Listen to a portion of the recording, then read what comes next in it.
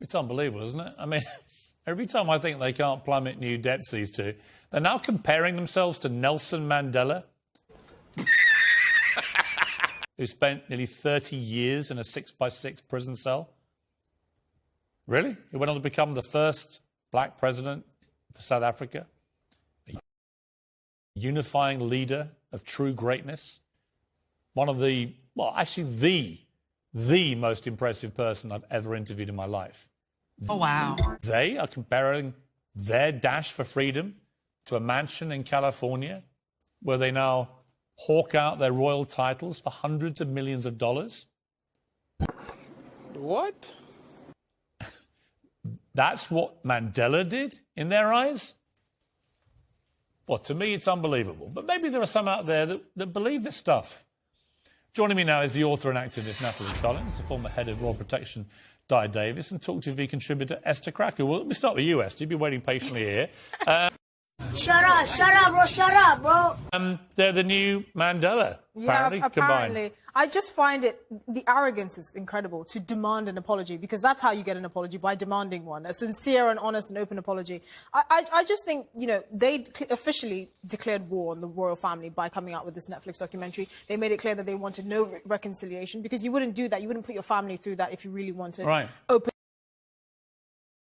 genuine conversation and reconciliation. But also, they just called Prince Charles a lying bully. Yeah. They've called Prince William even worse. Even worse. So they drove him out of the country with his, or he drove them out of the country with his bullying and lies.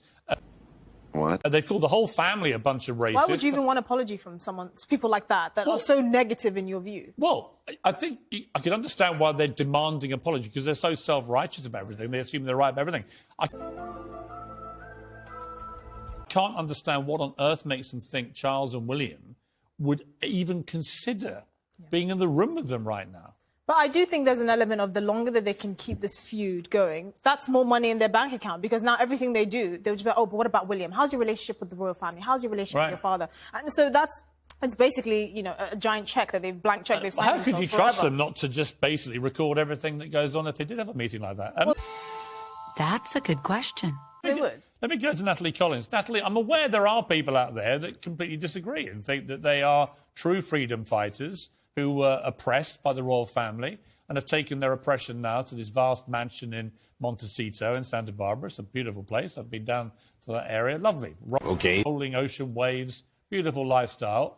Not my idea of what oppression looks like, but there we are. Each to their own. But let's get to this idea of an apology, that you can basically call a family a bunch of callous racists who refused to let you get help for suicidal thoughts that you said you had, that made racist comments, apparently, that were so demeaning you had to allude to them on an Oprah Winfrey interview.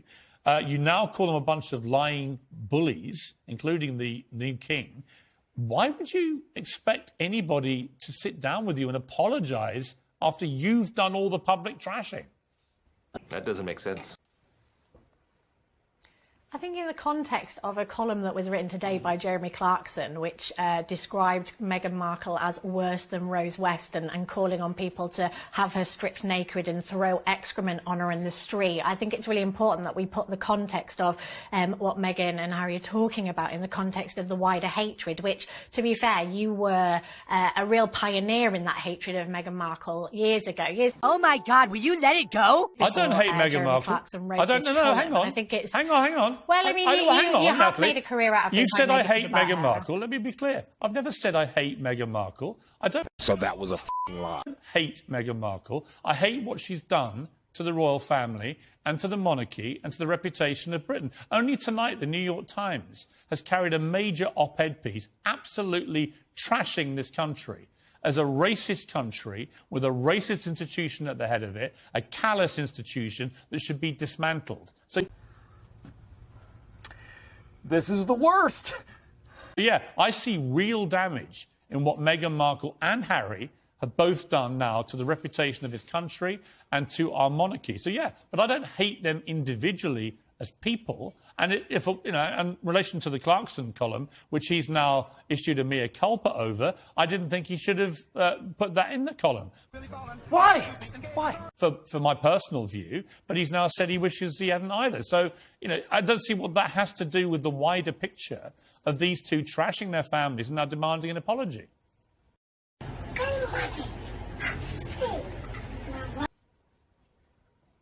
Well, I think in the same way that you're saying you don't personally hate them, but you are opposed to what they stand for and what they're saying and how they've behaved, I think that's entirely the same argument that Meghan and Harry are making in their documentary and in the work that they've done, is saying that actually the way that they've been harmed by this institution, by this system, which, we cannot deny the impact of colonialism, we cannot deny the impact of this monarchy in terms of we have a history in this country of doing really terrible things for the places. And What do you mean by that?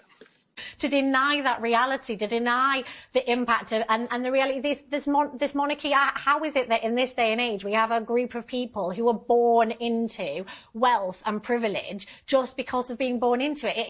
Stop it.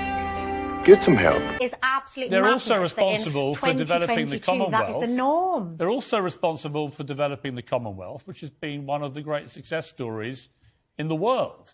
And of course, it's not really Commonwealth, though, is it? The people who've got that wealth are mainly in the royal family, have a lot more wealth. So you hate them because they've got money. So presumably by that yardstick, if you hate people who've got lots of money without actually earning or deserving it, you must also hate, therefore, the Sussexes, who've done nothing to deserve it other than trash their family. Well, Wait for it.